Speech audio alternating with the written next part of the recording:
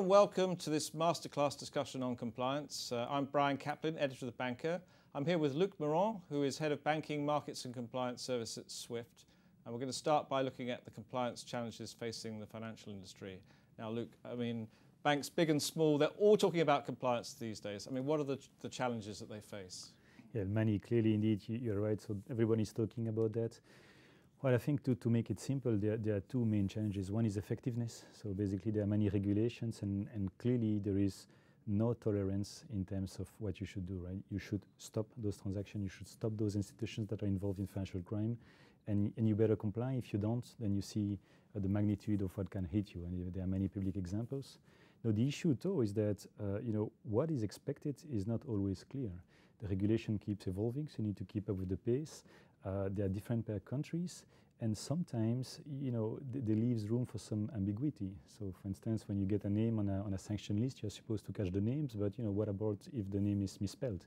You're still supposed to catch it, right? So there is some ambiguity. So all that to say that really effectiveness is what I think prevents a number of banks. And when you talk about effectiveness, yeah. I mean, clearly you can set up a system that throws out thousands and thousands of alerts, and that will be an effective system, but it'll also be a complete nightmare for a bank to monitor it, and you're going to have huge amounts of staff. So how do you get the balance right? And that's, I think, to me, the trickiest part, because basically, in the spirit of this effectiveness, banks have been extremely conservative in their systems, triggering a lot of alerts. But then what happens is that indeed people need to manually review those alerts, and what happens then is that you do get some mistakes. So to me, the art is to define rules which are proportionate to the risk, and the risk is specific bank by bank, and fine-tune to make sure that you kind of trigger as few alerts as possible, but those alerts that you trigger are those that are really worth investigating, and that's a real challenge. And how much is this actually costing the industry at the moment? Huge amounts, that's for sure, because basically in this quest for effectiveness, the one thing that got forgotten is the second challenge, efficiency. Because basically what we have seen is that all banks have been developing in isolation their systems, not very much talking to each other. Standards barely exist, and clearly that has led to huge investments, but also running cost. And if you ask me, I think it gets worse and worse. So it's about time we do something about that collectively as a community, I think. Okay, and that's really the point, isn't it? Because there's absolutely no value to the customer in putting together these compliance measures, is there? So the banks would be better off cooperating with each other and coming up with some kind of utility version. And presumably that's where Swift can help. Yeah.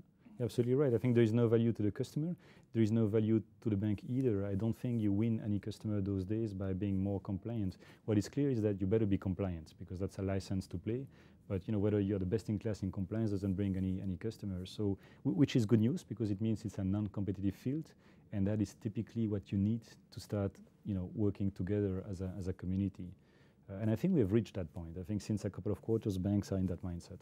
Okay, so I mean, it's interesting you say that you think we've reached this point, because I mean, banks don't naturally work together in this way, do they? So presumably there's been a certain amount of getting people on side and getting them comfortable with this idea. Yeah.